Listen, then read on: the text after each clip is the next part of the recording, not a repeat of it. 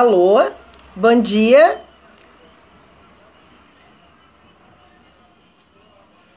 Estamos aqui aguardando Verane.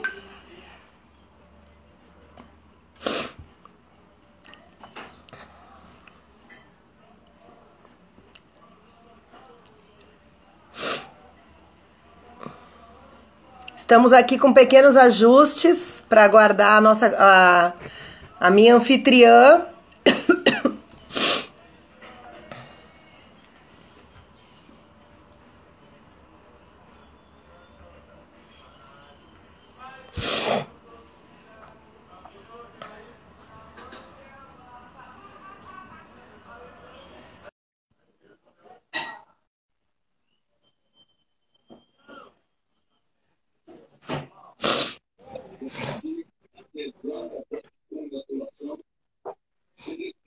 Ai, meu pai, não tô me vendo. Calma que tu já vai aparecer, que eu já tô te Ah, ouvindo. tá. Então tá. Mas eu não tô me vendo. Ele tá carregando. Ah, tá. Ixi, falta minha internet tá ruim. Tá bom, muito obrigada. Só mais um pouquinho, gente. Ai, será que minha internet vai estar ruim? Só aparece sua voz por enquanto. Pois é, imagina, bem. Fiz até uma produção, coloquei até um batom laranja para aparecer. Eu devia ter posto vermelho. Pois é. O Ai, bom é que a gente Jesus se mesmo. anima agora. Eu vou, o Você está pessoal, demorando. as As meninas pessoas aqui da estão UAB, entrando, Verane. pois é, as meninas aqui estão pedindo para eu sair e entrar de novo, tá bom? Eu vou sair e entrar de novo para ver como é que Tá acontece, bom. porque ontem eu Aí fiz todas as especificações das meninas da comunicação. Peraí, só um minutinho, então tá? tá. Daqui a pouco eu Tá volto. Beijo. bom. Beijo. Estamos só, gente, só mais um momentinho. Estamos aqui aguardando Verane.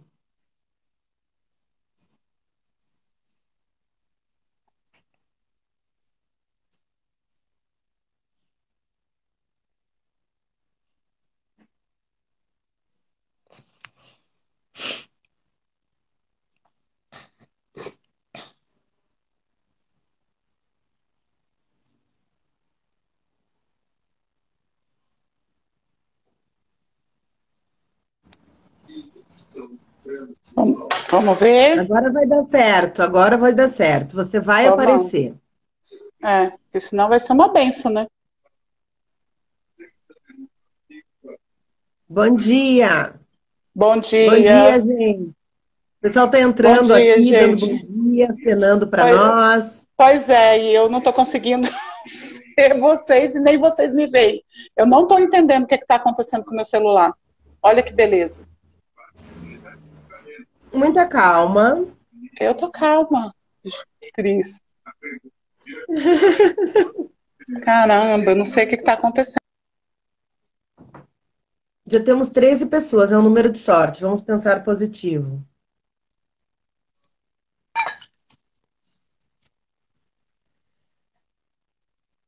Pronto, apareci! Ualá! Agora estamos ok, estamos ao vivo. Bom dia, bem-vindos todos e todas. Olha, estamos aqui tranquilas e vamos lá, né, Cris? Bom dia para você, querida e amada. Bom dia para você também, para todos aqui que estão nos acompanhando.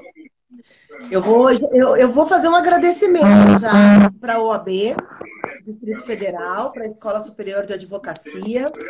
Nós temos aí feito uma caminhada, né, em defesa da cultura, Verane. E é uma honra estar aqui com você, e é uma honra, em nome da deputada Benedita da Silva, da mesma forma, aceitar o convite e estar aqui com vocês nesse momento tão especial. Sim, a gente vai falar de um tema hoje super importante para a cultura, né? É um projeto de lei que teve uma criação coletiva, né? Afinal de contas, foram 4 processos de lei que foram pensadas ao PL 1075, né? De autoria 1075, né? De autoria da deputada Benedita da Silva e outros signatários.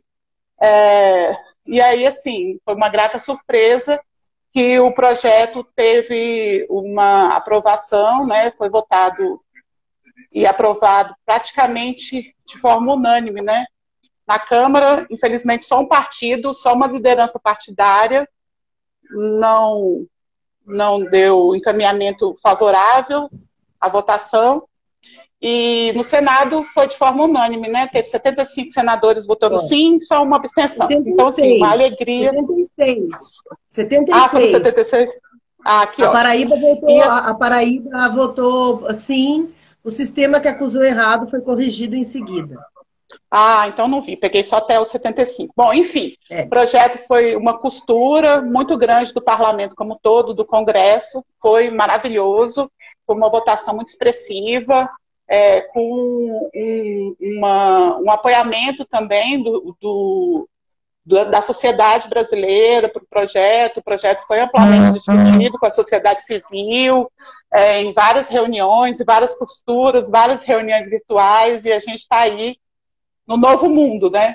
No novo mundo de fazer essa interação, e foi muito bom, né? Esse lado da pandemia foi muito bom porque ampliou o alcance dos debates, né? Porque os agentes culturais do Brasil inteiro puderam dar sua participação de forma ativa. Os secretários de cultura, tanto dos municípios quanto dos estados, também puderam ter uma participação muito ativa na construção desse projeto, né? Realmente foi um projeto construído de várias mãos, inclusive os substitutivos, tanto da deputada Jandira Fegali quanto do senador Jacques Wagner, né? Ouviram o apelo e a sensibilidade da sociedade como um todo, né? Então foi uma construção coletiva e muito favorável para o setor cultural. Ele começou assim, né? A primeira minuta do projeto ela foi feita quando a deputada Benedita, ainda presidente da comissão. Acho que é importante a gente informar aqui que não foi feita a troca da presidência, a mesa continua composta, os membros já haviam sido saído em dezembro do ano passado, conforme o regimento da casa, e quando começaram os decretos estaduais, Verane, e municipais, que começaram a já considerar o estado de calamidade na saúde pública, em função da pandemia, isso foi bem no começo de março, nós começamos a receber cartas, né, de toda a sociedade, de instituições setoriais já organizados, e a partir dessa carta já solicitando, nós construímos a primeira minuta desse projeto de lei, que em seguida ele ampliou para um grupo com ex-gestores do MINC, convidados de notório saber, e também a deputada Benedita pediu para que a Câmara dos Deputados, a consultoria legislativa, tivéssemos à disposição os técnicos para que a gente pudesse dar esse amparo e começar a estudar possibilidades para o setor cultural, que já vinha, em função do histórico mesmo que nós sabíamos na comissão, já vinha sim a execução, né, dos programas, das políticas públicas, não havia repasse dos orçamentos de 2018, 2019, só para considerar, a execução até hoje dos programas da cultura na Secretaria Especial foi de R$1 milhão. Dos 575 milhões, nós tivemos R$1 milhão. Eu acho que, antes da gente entrar até no projeto, eu comentei contigo, nós estamos fazendo uma cartilha didática informativa sobre o projeto, e estudando isso, nós pedimos o efeito multiplicador desse recurso. E base desses estudos, Verane, comprovou, para você ver como é tanto equívoco divulgado em nome da cultura brasileira, que cada R$1 investido pelo governo retorna aos cofres públicos pelos gastos, pelo investimento da sociedade sobre esse item, R$1,59. Então, a cultura ela nunca vai ser um prejuízo. Ela é um dos setores que nos últimos 4 anos, ela teve um aumento de mais de 6%, superando a indústria pesada, a moda. Ela acho que só não superou as tecnologias de informação, porque realmente a expansão é muito grande. Mas que caminha junto, porque a cultura digital está dentro da cultura, né? Acho que é importante. Sim, da economia criativa, né? Então, nós pedimos essa análise para a gente ter uma noção do que esses 3 bilhões, distribuído da forma que ele vem nesse projeto a todo o Brasil, como que ele se multiplicaria.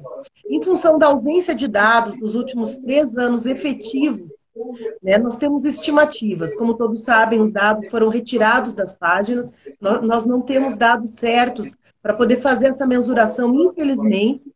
Então, hoje nós temos o IBGE, mas dentro da página, dentro da execução, nós temos a página do programa, da plataforma Mais Brasil, que a gente tem ali a execução dos recursos públicos, e nós temos os dados do IBGE. Mas a execução da Secretaria Especial de Cultura, efetivamente, a partir de 2016, ela sofreu um apagão efetivo, o que nos impossibilita apresentar esse estudo como gostaríamos. Mas eu acho que nós já temos uma base, quer dizer, R$ 1 para cada gestor cultural que vai receber uma renda mínima, né, o consumo, a comida, o pagamento de conta, quer dizer, isso vai movimentar uma série de outros recursos, inclusive vai movimentar a economia que está absolutamente estagnada.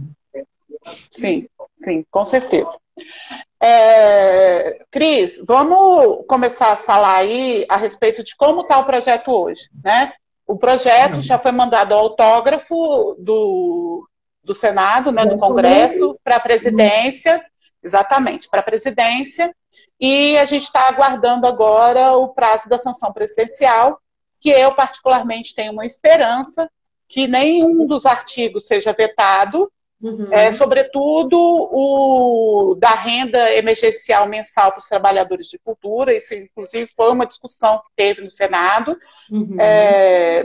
O senador Espiridião de Amin levantou uma dúvida em relação a essa renda, porque ela também já tinha sido, os trabalhadores da cultura já tinham sido alcançados por aquela extensão do benefício do auxílio emergencial, e que inclusive foi vetado pelo presidente, mas é uma outra construção, muito embora as bases sejam do disposto na lei que aprovou, né, a lei que regulamentou o auxílio emergencial. Então a gente tem uma esperança, eu pelo menos, sobretudo, tenho uma esperança, eu acredito no setor cultural como um todo, de que nem esse artigo seja vetado pelo presidente da República. Porque, em especial... Eu posso colocar... Só, eu acho só finalizando. Só finalizando. Porque eu acompanhei tanto a votação na Câmara quanto no Senado, e os líderes das duas casas estavam participando do projeto, ajudaram na construção do substitutivo, pelo menos isso foi a fala deles, né? Então a gente tem esperança de que, e eles até se comprometeram a conversar com o presidente da República para não ter nenhum tipo de veto ao projeto.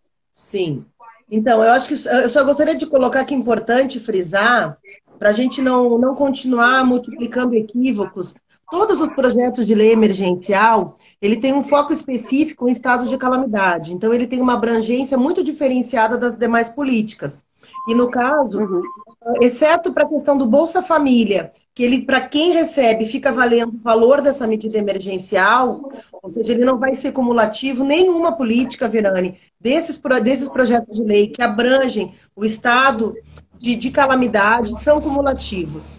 Né? E aí eu estou lendo alguns questionamentos aqui, que eu já vou aproveitar, já que é o tema, para você continuar me provocando, eu gostaria de fazer uma colocação. Tem alguém com a televisão ligada? Se a pessoa puder baixar o volume, ajuda, porque eu estou te ouvindo com a televisão, por favor.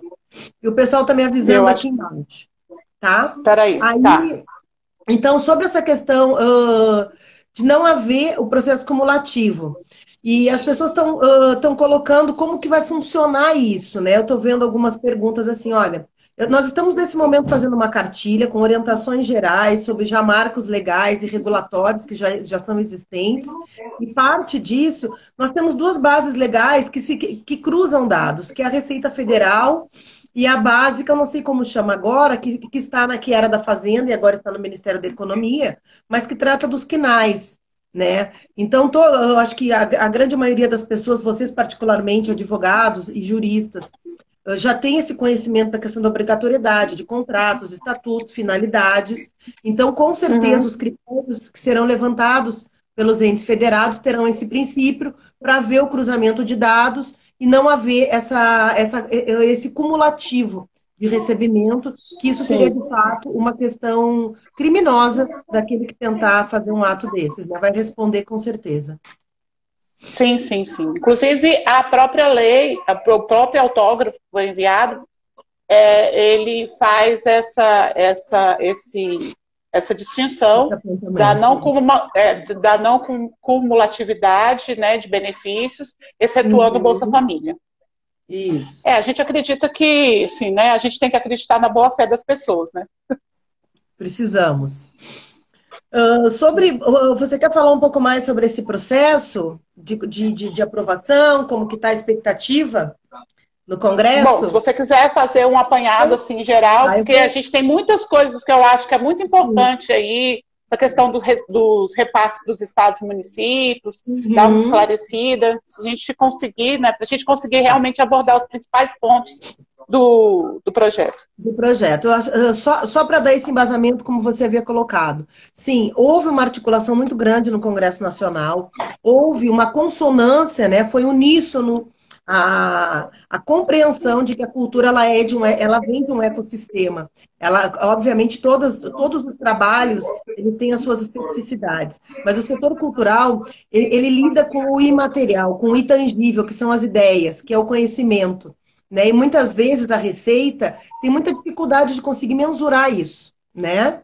Nós temos um fato absolutamente real hoje, que é a questão do Dulcina, por exemplo. A Dulcina ela tem o patrimônio material e ela tem o patrimônio imaterial que ele é incomensurável. Você não tem como mensurar a história, o acervo, né? Porque é o imaterial. Então, muitas vezes, a gente deve compreender a cultura como um ecossistema, porque além de que ele abrange todas as demais áreas, ele abrange a economia, ele abrange a segurança, ele abrange a educação, ele abrange a questão de mobilidade urbana, e ele abrange a questão da construção de conteúdo e a análise crítica da realidade. Além, obviamente, como diz Benedita, do encantamento da arte sobre os livros, sobre a música, sobre as artes que nós temos expostas e sobre a questão do patrimônio brasileiro.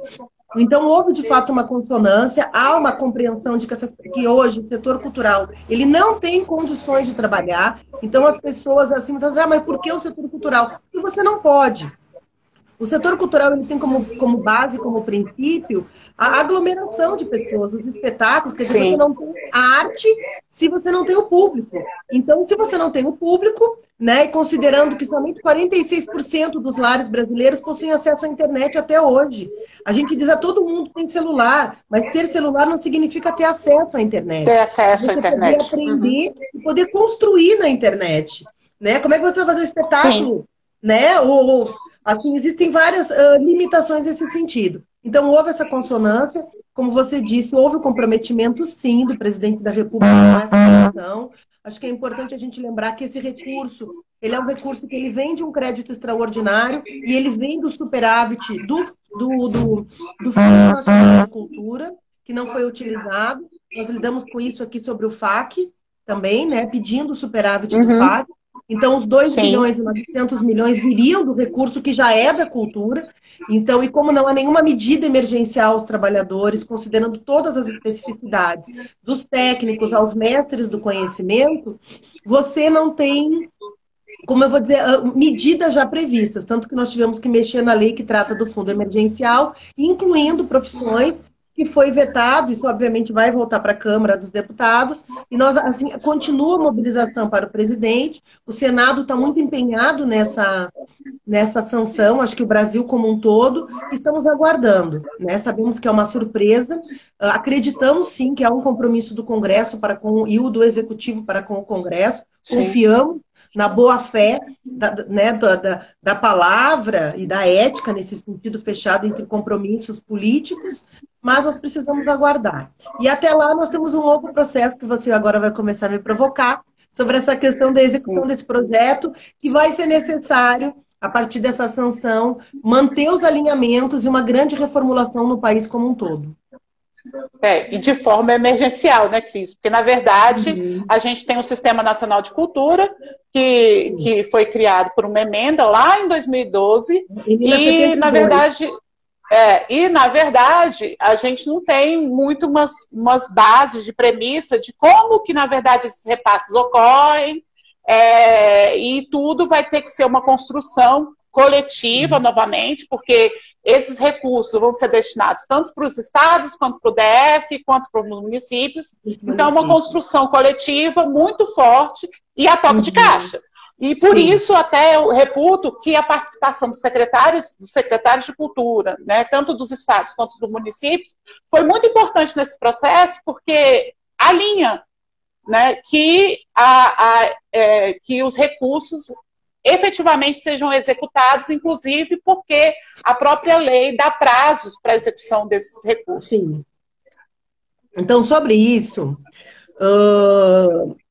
nós estamos, né, como diz, destrinchando, né? Eu separei a lei e estou trabalhando nessa construção também com convidados do Notório Saber no Brasil e também com a consultoria legislativa e com as lideranças técnicas dentro da Câmara dos Deputados.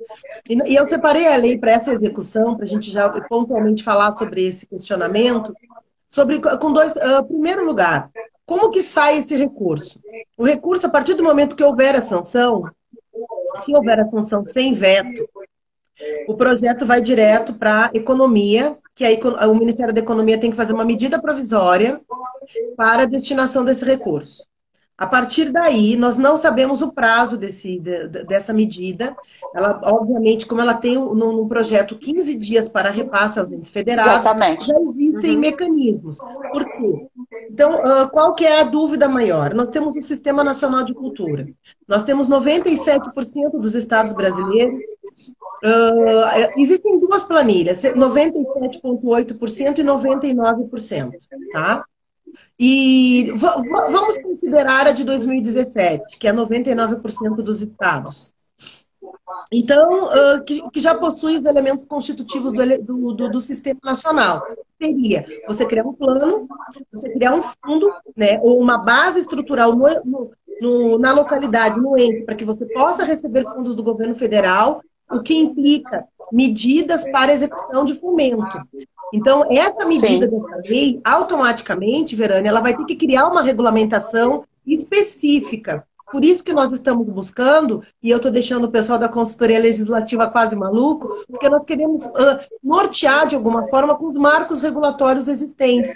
Porque se o Estado ou o município, como o país não tinha medidas emergenciais para alguns setores, inclusive retirou com esse veto dos pescadores, que já existia o seguro-defeso, né, que são profissões sazonais, nós criamos uma outra instabilidade jurídica, que é o sentido de que estados e municípios vão receber um recurso, e se eles não têm a previsão de uma lei de medidas para uma lei emergencial, que respeita um outro princípio, ele não tem um princípio de fomento, que deveria seguir as orientações legais, ele tem um princípio de uma medida social para atender o setor cultural, porque as pessoas precisam desse dinheiro para comer, para pagar as contas, para comprar um medicamento. Sim. Então, é uma questão de dignidade humana. Não é uma questão... E a contrapartida disso vai ser a arte a partir de 120 dias, quando as coisas, obviamente, se acalmarem.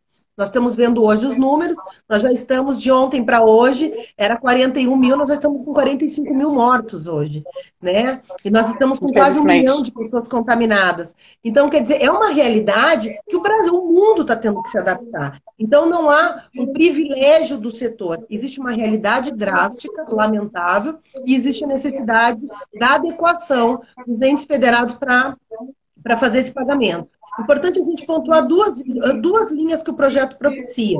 A linha de mecanismo direto, que se separa em duas vias. Primeiro, a via de pessoa física e a via... Sim. São três vias, na verdade.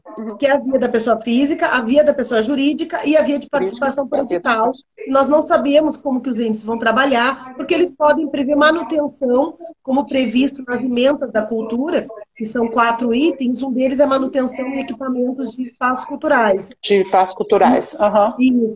Então, nós temos essas 3 medidas. Obviamente que quando a gente trabalha com pessoa física e com pessoa jurídica, eu estou nessa parte da cartilha, inclusive, você passa a ter critérios muito específicos, né?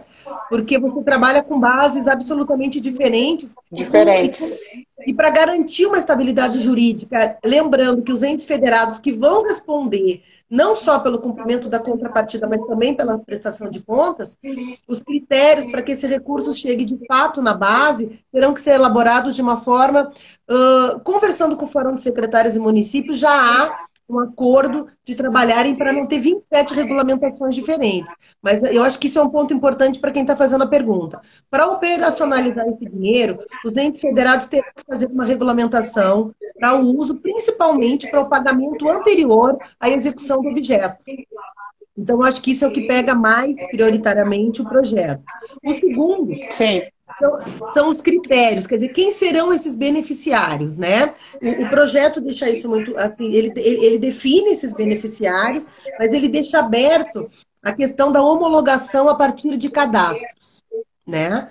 Então, esse é um ponto também que houve, tecnicamente, eu acho assim, é claro que nós temos toda uma luta para que haja o fortalecimento do sistema nacional de cultura, mas como operar com aqueles estados e municípios que não têm essa adesão ou que não construíram esses elementos? Eu acho que pode-se aproveitar a oportunidade, porque nunca foi distribuída uma renda desse porte, da forma descentralizada como se está sendo feito. Né? Esperamos, obviamente, que tudo dê certo. Então, eu acho que os estados e municípios, de fato, vão ter que se organizar. A política existe, ela é o artigo 216A da Constituição Federal, existe todo um programa, você botando no Google Sistema Nacional de Cultura, eu posso até depois passar o link para vocês, você tem ali as regras e como funciona essa adesão. Então, é uma política vigente, é uma política de Estado e ela ajuda. Mas ela não resolve aqueles que não têm. Como resolver? Existem outras medidas. O projeto ele já indica que existe uma pactuação federativa entre os entes federados com o governo federal, inclusive utilizado pela plataforma Mais Brasil, que é ali onde está todos os repasses de emendas e todo o uso de recurso público. Então, eu já tenho recebido de conversas paralelas com as instituições, com o governo, que possivelmente haverá um cadastro para o repasse para os entes federados vinculados a uma plataforma. Né? Então, veja bem, o dinheiro sai, houve o veto. O dinheiro sai, vai para a economia. É publicada uma medida provisória para a destinação desse orçamento, é encaminhado via a orientação, a redação que sair dessa sanção, o que vai ser aprovado e como vai ser aprovado. Aí nós vamos trabalhar nessa execução a partir daí. Se houver veto, o que não foi veto segue para a sanção e o cumprimento do orçamento para atender. O veto volta para a Câmara dos Deputados, é votado. Volta para o Congresso. Faz um alinhamento num prazo de 15 dias, porque os prazos ficaram vinculados aos 15 dias do projeto. Isso pode ser alterado? Pode. Pode, porque nós dependemos agora de uma sanção presidencial. Então, porque o governo pode dizer o seguinte, isso a gente viu pelas próprias demais medidas que foram encaminhadas, que alguns decretos não saíram até hoje. Então, obviamente, que a participação social, a pressão dos entes federados, a estruturação feita a partir de que você tem a estrutura já definida nos entes, você já trabalhou com uma regulamentação para você executar de forma, né, através de uma medida emergencial. Lembrando que nós temos um decreto presidencial que estabelece o estado de calamidade pública, que ajuda os entes federados a construir essa regulamentação, que é o decreto número 6 de março de 2020. Então, esse decreto é fundamental para que as pessoas possam se organizar para atender essas medidas. A partir daí, identificados os beneficiários, que talvez seja a parte mais difícil. Por quê? Nós temos bases de dados, temos muitas bases de dados, como apontado no próprio projeto. A questão é que esses cadastros, Verane, eles tiveram as políticas interrompidas em 2016. E elas não foram dadas sequência. Então, existe uma equipe dentro do Ministério da Cultura, eu inclusive acompanhei essa equipe ser exonerada, a equipe foi toda, como um todo, exonerada, de uma vez só, e era chamado Cultura Digital. Então, na ocasião, até nós fizemos, por exemplo, a campanha do CNPC, o Vota Cultura, tudo com trabalho interno, nós não contratamos serviços externos, foi feito pela própria equipe do Cultura Digital dentro do Ministério da Cultura, fundamentado pelo CPF, da Receita Federal com medida de segurança, que é um dos apontamentos que a gente vai dar nessa cartilha, sobre os cadastros. Agora, sobre as instituições, eu acho que existe algo que os entes federados terão que dar uma importância maior, que são os critérios que já são estabelecidos em editais nacionais. Então, os editais da Petrobras, da Caixa Econômica, do Banco do Brasil, eles já previam a estrutura de que você tivesse pelo menos 3 anos de atividades comprovadas e que você tivesse no Estatuto e no CNPJ a finalidade cultural, com comprovação via portfólio. nós sabemos que a lei ela é vinculada a 2018, então nós podemos considerar, talvez, como um bom critério, eu vou fazer essa sugestão nas orientações gerais sobre a parte jurídica, que ela tem essa previsão que já é uma medida legal que a Receita Federal já compreende como uma medida possível de critério, que é você ter a finalidade, o estatuto, a comprovação de que você realmente atua e o que você faz, e pelo menos 2 anos no setor. Porque nós recebemos uma denúncia ontem que em torno de umas 10 mil empresas estão sendo criadas para poder fazer parte desse. Para poder receber. Para poder receber. Então, esse prazo de 24 meses anteriores é fundamental e importante. Nacional. Exatamente. Inclusive, assim, ó, BNDES, todos os editais do próprio Ministério da Cultura, quando existia, eles tinham um rigor muito grande e um controle muito grande sobre essas questões, e esses critérios foram aprovados em conferência nacional. Então, quer dizer, nós temos os dados absolutamente legitimados e que já são vigentes há mais de 20 anos do país. Né? Considerando que as políticas públicas são desenvolvidas no mecanismo já de uma visão progressista desde 1992, quando o Sarney, na ocasião, através do Sérgio Rouanet, alterou as políticas, né, fez essa análise das políticas públicas. No Fernando Collor houve uma mudança sobre isso, mas as regras já estão estabelecidas desde 91, em análise sobre a revisão da Lei Rouanet, que aconteceu, se eu não me engano, na segunda Conferência Nacional, em 2005. Não foi 2005, 2005 foi a primeira, foi a antes, quer dizer, foi a depois, daqui a pouco eu lembro a data exata. Foi aprovado manter os critérios, porque eles abrangiam a maior parte dos trabalhadores da cultura de fato. Depois nós temos a parte do recurso. Então temos os cadastros, né? Eu estava falando dos beneficiários, e depois essa parte dos cadastros, os critérios desses cadastros, que vai ser a base de toda homologação para o recebimento desse recurso. Então nós estamos vendo ali que os entes federados vão ter um super trabalho. Sim. Porque eles vão ter que analisar com essas duas bases, de pessoa física e jurídica, para 3 medidas diferenciadas. Depois nós temos a parte dos recursos, que eu separei aqui como a descentralização. Primeiro é esse repasse, que ele tem essas finalidades de ser fundo a fundo, de ser via Sistema Nacional de Cultura, e também com mecanismos legais previstos na Pactuação Federativa Nacional, que já existe uma base legal do governo federal e que ele pode ser feito repasse para essa medida específica, vinculado ao que foi aprovado no orçamento de guerra, que é também uma emenda constitucional que utiliza recursos para medidas excepcionais, né? Depois nós temos os prazos desse recurso, considerando que nós temos, como eu já havia falado, 15 dias a cada prazo que segue. Então, nós temos o dia 1/7, é o prazo limite do presidente apresentar a sanção. Por que 1/7? Porque são 15 dias úteis. Eu até tenho frisado isso, porque as pessoas perguntam, mas se ele recebeu dia 9, por que é só dia 15? É porque são 15 dias úteis, tá? A partir de 15 dias úteis, a gente tem 15 dias para emissão de solução da medida provisória, e depois, a cada prazo, nós somamos 15 dias. Se mudar, vai depender da agenda do Congresso Nacional. O Brasil está todo mobilizado. Obviamente, os deputados e senadores vão começar a receber aquela enxurrada de material de novo, para que isso seja votado imediatamente, porque quem tem fome tem pressa, né? Quem tem o aluguel para pagar, quem está... Eu, por exemplo, eu estou com bronquite há 60 dias. Né? Eu não estou com Covid, mas eu estou absolutamente frágil e vulnerável. Imagina se eu não tivesse recurso, se eu não tivesse dinheiro para comprar remédio. Né? Uma bombinha hoje custa de 50 a 90 reais. Então, sem falar do tratamento como um todo. Eu estou falando de questões respiratórias obrigatórias para sobreviver nesse período que nós estamos vivendo. Então, nós consideramos que, caso haja veto, haja uma agilidade da sociedade pressionando novamente o parlamento para que seja votado rapidamente como medida de urgência. Todos os parlamentares estão atentos a isso. E aí nós temos os mecanismos de repasse, que é essa questão sobre a questão do sistema, do fundo, que nós estamos ainda, Verane, aqui eu não posso apresentar uma solução pronta. Seria até irresponsável como técnica, porque existe uma desigualdade muito grande no Brasil. Inclusive, com esse rompimento ideológico, infelizmente, nós passamos a construir não mais políticas públicas, políticas de Estado. Nós estamos trabalhando com viés absolutamente ideológico, o que não acontecia antes. tá?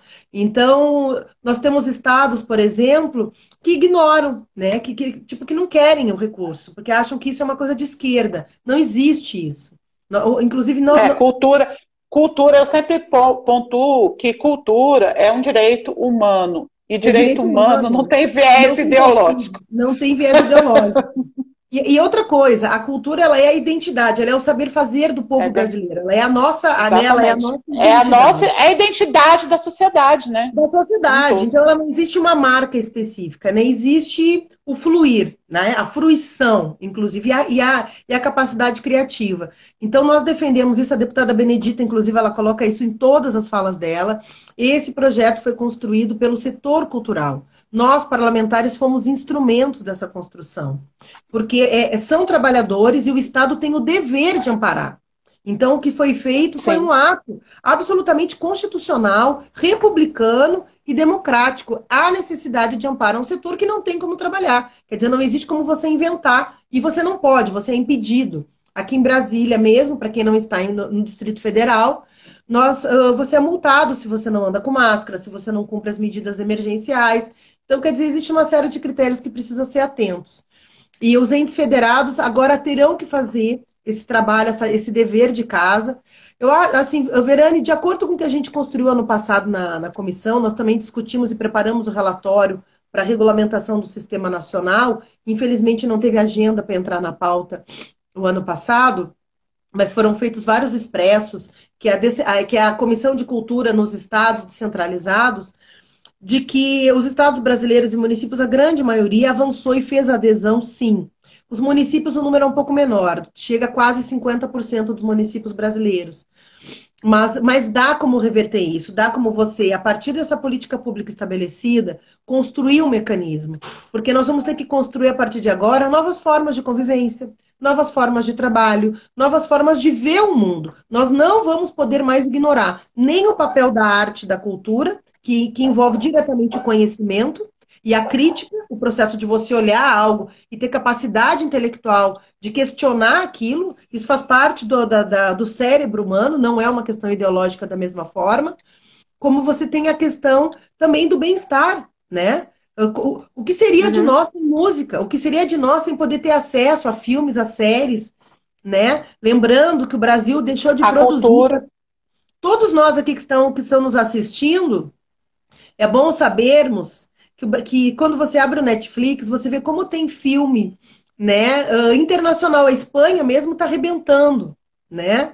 Eu tenho visto os filmes da Eslovênia, sabe?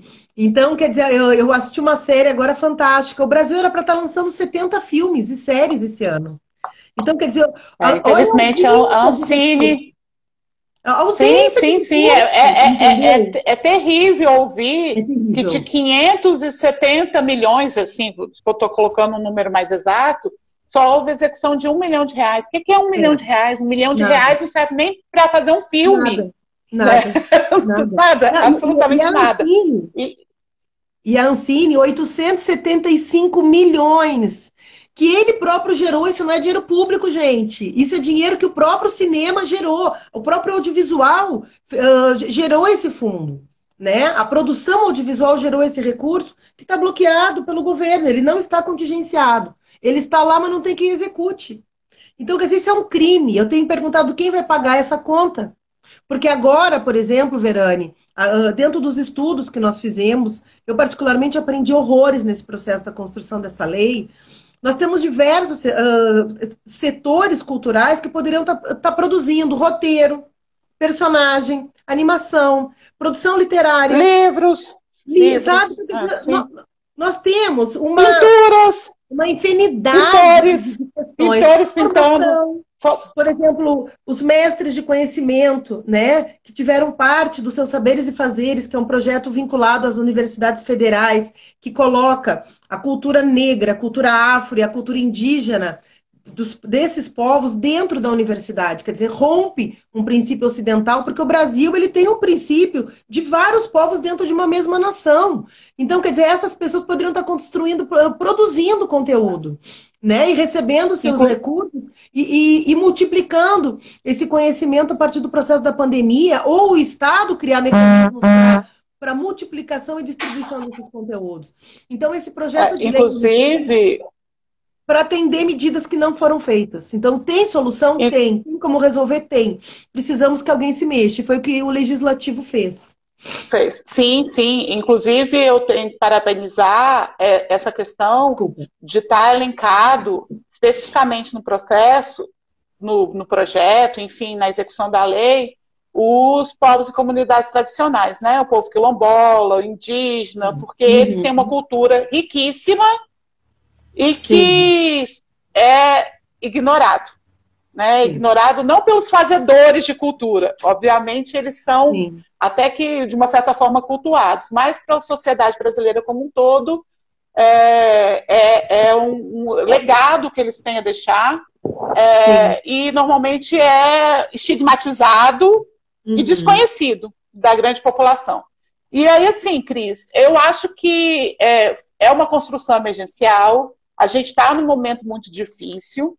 A cultura como um todo é um acalanto para todos nós que estamos tendo que ficar em casa. Né? A gente aumentou mesmo a visualização dos filmes de streaming, essas questões dessas lives. Né? O Brasil é o país mais consumidor de lives do mundo. Né? A gente tem aí alguns, sobretudo os cantores sertanejos, você vê aí lives sendo vistas por 3 milhões de pessoas, né, em tempos normais. Isso não aconteceria, né, um público, sei lá, de 150, 200 mil pessoas. Já é uma coisa incrível para um show. Agora você imagina ter uma visualização de uma live de 3 milhões de pessoas. Quer dizer, outrora isso era inimaginável. E assim, eu acho que tudo... Eu sou uma pessoa muito positiva, né? Eu costumo sempre ver o lado bom de todas as coisas. E quando a gente sai disso, porque uma hora a gente vai sair disso, né?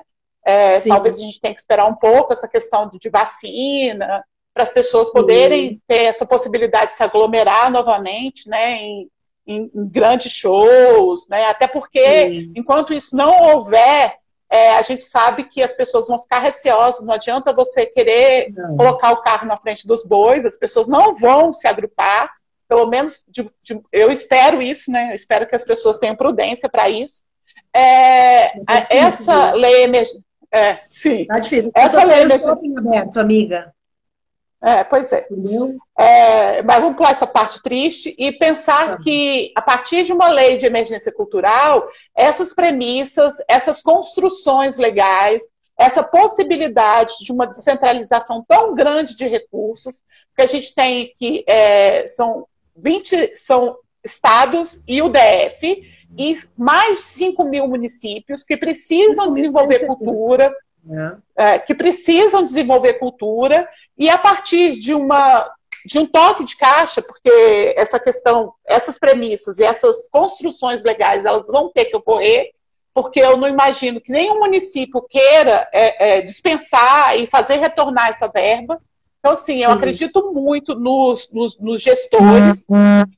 E aí, essa lei vai deixar um legado importantíssimo para a fundamentação do Sistema Nacional de Cultura, que é muito importante. E que sempre foi deixado, né, no quinto, sexto, enfim, pensamento de política pública de um todo. Eu fico triste que essa construção não tenha sido feita por quem eu acho que deveria, no caso é o executivo, né, porque ele que executa a política pública, tenha sido uma construção do legislativo, mas eu acho que é uma construção muito benéfica para a cultura brasileira, e é construir ponte. Eu acho que as pontes estão sendo construídas, e aí, se os gestores, né, nos estados e municípios conseguirem executar essa verba, isso significa que também a sociedade vai cobrar desses gestores, que por sua vez vai cobrar do governo federal a execução plena do Sistema Nacional de Cultura, do Fundo Nacional de Cultura, dos outros fundos. Eu tenho esperança muito grande que de um tempo, realmente, o Brasil seja realizador de filmes, o Brasil se lance mais ainda para o mundo, porque a gente tem uma cultura extremamente rica, Nós temos fazedores de cultura maravilhosos. Então, assim, eu acho que tirar realmente do limão e fazer uma limonada. Uma limonada muito gostosa e que eu tenho certeza que vai ser apreciada pelo mundo inteiro, né? Ontem, eu estava numa conversa que nós faremos, inclusive, eu já vou comunicar a todos aqui, nós faremos, a deputada Benedita pediu uma reunião técnica junto aos entes federados e demais convidados para passar uma mensagem para a gente e fazer uma entrega oficial dessa cartilha, né? Porque a deputada Benedita ela está candidata da Prefeitura do Rio de Janeiro e em breve ela não poderá mais fazer, né, tratar desse projeto como autora por uma questão de respeito ético, do qual ela sempre manteve essa postura. Então, ela não vai poder mais fazer, tipo assim, estar à frente desses encaminhamentos, né? Eu gostaria só de fazer um pontuamento, assim, que no começo do processo de lei, quando ele foi, do projeto, quando ele foi cadastrado, e quando começou a tramitação e a organização, que eu fiquei com essa parte da coordenação e articulação do processo e a coordenação técnica na Câmara, a deputada Benedita teve 2 perdas. Familiares próximos à irmã e depois o filho mais velho dessa irmã, num período de 20 dias, né? Ela ficou muito abalada e ela acabou saindo um pouco de cena, com, obviamente, justificado, até porque eles tinham um problema de saúde, mas não faleceram de Covid. Então aquela coisa de você não poder se despedir, de você não poder fazer uma oração, de você não poder enterrar o seu ente querido. Então a deputada ela se afastou um pouco, em seguida ela voltou com tudo e agora ela está em campanha. Então nós combinamos de fazer essa entrega, não só pela questão dela estar candidata, mas também por um compromisso de qual esse projeto começou. Esse projeto ele foi construído com o Fórum de Secretários, ele foi construído com o Fórum de Prefeitos e Municípios, a CNM, a Confederação Nacional, né, Nacional dos Municípios. Confederação Nacional dos Municípios. Quero até, assim, faço questão de citá-los aqui, porque a gente está num processo conjunto. Não existiu partido político, nós trabalhamos com todos os partidos nessa construção. E essa cartilha ele tem esse princípio. Foi aprovado pelo Rodrigo Maia, é uma agenda que vai ser o plenário virtual no dia 24/6, às 10 horas da manhã, e será transmitido pela TV Câmara. Tá? Então, nós faremos, de fato, essa conversa com os entes federados e vamos pedir ao governo federal uma interlocução dos entes para a execução desse projeto. É o único pedido que nós temos a fazer, né? E para que a gente possa, em consonância também, de uma forma absolutamente de parceria, que a gente possa, junto, unir essa articulação que foi feita em todo o Brasil para a construção dessa lei e que haja consonância também na execução e que as duas partes, né, o legislativo e o executivo, consigam, a partir desse processo, criar digamos, uma relação mais harmoniosa e afetuosa, inclusive, porque nós estamos lidando com vidas, com dignidade humana, né? Então, há, de fato, Verane, toda essa preocupação. Nós estamos trabalhando para esse dia 24 de uma forma muito consistente e intensa, para que a gente possa fazer essa entrega e a gente possa estruturar, dar mais condições de estrutura ao setor cultural para executar esse projeto. Ele não vai ser um projeto simples de execução, os prazos dos municípios mesmo são de 60 dias, mais 60 dias. Então, quer dizer, a gente contando esse prazo, nós já temos aí 60 dias, nós já estamos em outubro, praticamente, setembro, outubro, considerando já julho, porque a lei só vai começar a ser tratada, digamos, a partir da segunda quinzena de julho.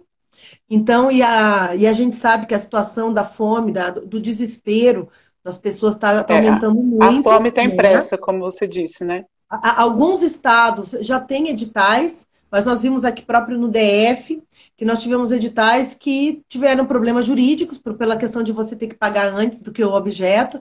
Então, eu acho que esse, assim, o toque que eu tenho para deixar aqui primeiro, o Sistema Nacional, dentro dos elementos constitutivos, ele já prevê um planejamento, que é fundamental, ninguém faz nada sem planejamento. A determinação de um orçamento, né, que já é previsto, quer dizer, o governo federal duplica esse valor destinado, que seria o procedimento natural.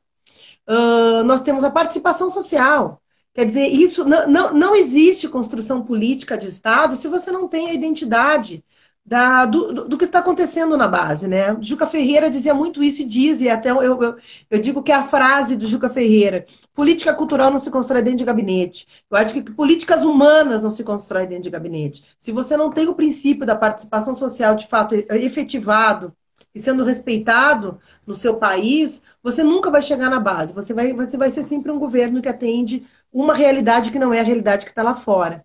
Então, o projeto ele veio de baixo, ele veio de quem está passando por essa situação, de quem tem, né, todo esse conhecimento dessa realidade nas suas bases, e a partir dali foi feito um projeto possibilitando diversas coisas, inclusive os mecanismos indiretos, né, que eu não falei, eu vou ser bem rápida sobre isso, que prevê a questão de todas as políticas vigentes, todos os contratos, termos, acordos, de todas as políticas e programas culturais já firmados com estados, municípios e com agentes culturais, que tenham 1 ano de prorrogação e que haja, eu vou chamar flexibilização, mas que hajam alterações nas medidas, de possibilidade de alteração de data, de possibilidade de alteração de objeto, né? Aqui no DF nós tivemos exemplo disso para o aniversário de Brasília, quer dizer, várias emendas destinadas voltaram e foram alterados o objeto para que não houvesse apresentações presenciais, por exemplo, ou que fosse alterado o mecanismo dessas apresentações, que não tivessem aglomeração. Então, eu acho que é importante ter, ai, que linda, a ciência dessas necessidades, dessa regulamentação jurídica e legal dentro dos entes, para, inclusive, essas questões, essas medidas desses projetos de lei. E temos também a parte de financiamentos, que conseguimos negociar com o governo a taxa Selic, que é uma taxa que no caso, em função que a economia do Brasil vai mal, a taxa Selic é uma taxa que está hoje em 1,63%, a ser pago 120 dias, em 36 meses depois da calamidade. Uhum. Então, isso abrange grandes estruturas, né? Porque essa pessoa provavelmente não vai se encaixar nos até 28 mil reais de 2018. Nós sabemos que a realidade, quem trabalha com produção, a pessoa diz, nossa, recebeu 20 mil reais, está rico. Não, tu recebeu 20 mil reais em 20 mil reais em 1 ano. Então, quer dizer, você tem milhares de contas para pagar, você tem que sobreviver com isso. Então, eu acho que deverá haver, primeiro, a prioridade o rigor sobre a questão desses cadastros, para filtrar de fato, para receber quem precisa receber e quem de fato tem no seu perfil fazer artístico, né? E o segundo são essas medidas indiretas que podem dar um fôlego em um momento que tu não sabe para onde vai correr. Então, eu acho que o projeto veio muito com essa medida de amparo, reforçando, é importante todos se aterem, que é uma medida emergencial. Ela não é uma política de solução do passado, nem de construção do futuro. Ela é uma política hoje, presente. Temos políticas vigentes que são fortes, temos o Sistema Nacional de Cultura, temos o Programa Cultura Viva, e nós precisamos firmar bases através do que já existe, e essa lei vai servir para nos dar esse fôlego e também essa união. Só mais um ponto que eu gostaria de colocar, que eu particularmente atendi, eu acredito, mais de 300 pessoas em todos esses processos que eu falei, sem considerar o WhatsApp, grupos de WhatsApp e cartas recebidas que todas foram respondidas, né? Pelo menos na medida do possível, o que chegou a mim, eu respondi. E em nenhum momento eu ouvi a pergunta ou o questionamento sobre direita ou esquerda. Eu acho que foi a primeira vez, desde que começou tudo isso que nós estamos vivendo, que nós conseguimos ter um Brasil unido, sabe? De todos os setores, de todas as áreas, de todos os partidos, em nenhum momento houve questionamento de CPT, de CPCdoB, de CPSDB, de CPSL. Houve, de fato, um processo que eu acho que foi o mais nobre de tudo isso. Nós nos identificamos como brasileiros, como fazedores, como trabalhadores. E eu acho que nós temos que manter essa consciência, Verane, porque é isso que faz de nós uma nação. É isso que vai fortalecer o que somos. A nossa identidade, a nossa cultura é a nossa cervical, é a nossa estrutura, é o nosso pilar. A partir daí, o resto tudo se transforma em uma coisa com certeza muito mais harmônica, porque ele passa a respeitar os princípios não só do território, mas as características do seu povo. E é uma situação que me emociona, sabe? Porque eu atendi todos os partidos, eu falei com o Brasil inteiro, e em nenhum momento eu fui questionada ou fui maltratada por ser uma assessora de uma parlamentar do Partido dos Trabalhadores. E eu sou uma mulher de esquerda. Eu acredito nos princípios da esquerda.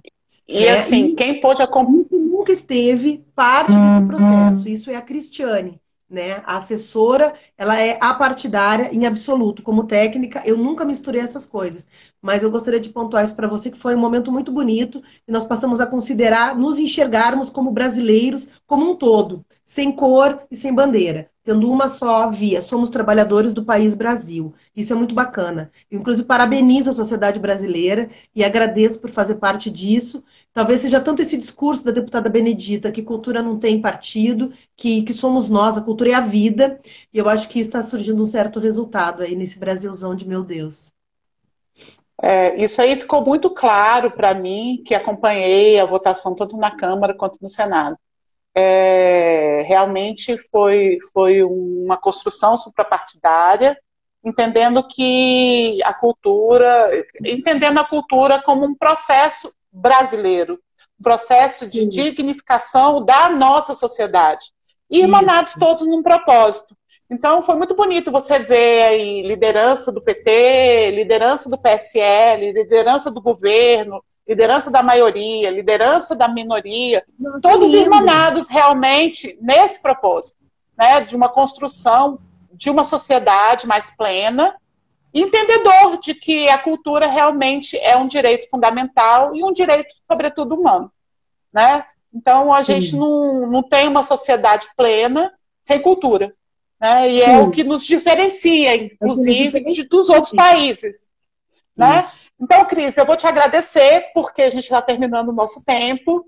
Te agradecer, realmente, assim, vamos ver se a gente consegue continuar nesse processo, vamos ver se, de repente, a gente retoma essa conversa, assim que o projeto for sancionado. A nossa esperança é que não tenha nenhum veto, e a gente expressa isso, eu, na verdade, até oro muito para que isso aconteça, e a gente passe para essa parte da regulamentação e, enfim, a chegada desse dinheiro lá na ponta, desses recursos lá na ponta, para quem tantos espaços, tantas pessoas jurídicas, né, os espaços culturais estão precisando, porque eles estão fechados, eles vão continuar fechados durante muito tempo.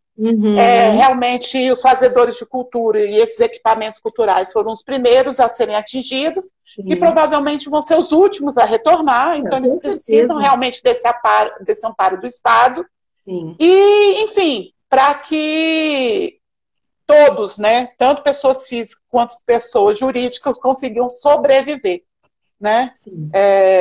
Então, assim, eu espero muito que essas coisas se operacionalizem de uma forma técnica, de uma forma racional, com premissas sempre da boa-fé, né, porque a gente sabe da dificuldade desses cadastros.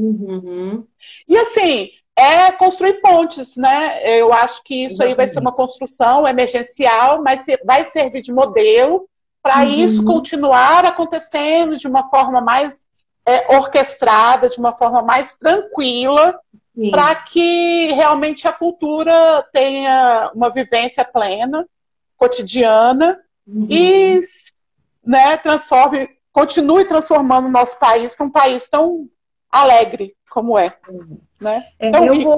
Eu encerro também agradecendo mais uma vez, colocando a quem nos assiste, agradecendo quem nos assiste, colocando aqui, eu vou só fazer uma resposta, que está perguntando aqui como se operacionalizará o pagamento de R$600, se eles serão pagos pelos estados ou pela Caixa Econômica.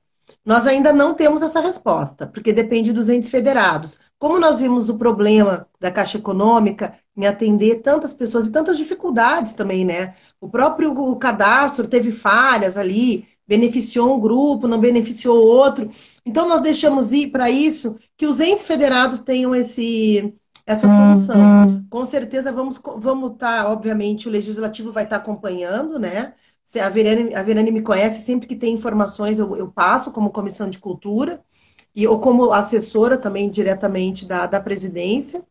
E o que provavelmente bancos estatais talvez consigam fazer através dos bancos, por exemplo, o Rio Grande do Norte apontou o Banco do Nordeste, que seria possível, porque já estão personalizando as questões do consórcio Nordeste, né? Agora temos São Paulo, que não tem mais o Banespa, foi privatizado, então o Banerj também. Então nós não sabemos essas respostas. Por quê? Nós deixamos, de fato, encaminhado aos entes federados, porque por compreender que eles teriam melhor noção do que acontece dentro das suas, né, dos seus territórios. Porque, como eu disse, houve um apagão de informações no governo federal. Então, a responsabilidade desse projeto, primeiro, ele é um projeto legalista, ele é um projeto que tem como objetivo um amparo emergencial e ele foi feito de forma colegiada. Eu acho que esse processo é o mais bonito de tudo isso e nós seguimos à disposição, Verane. Sempre que a OAB precisar, estaremos à disposição. É uma honra estar com você. Nós temos 10 segundos restantes aqui. Vai acabar a nossa agenda. Então, obrigado a todos, tchau, gente. Cris. Obrigada. Obrigada a todo mundo que acompanhou. E vamos que vamos, né?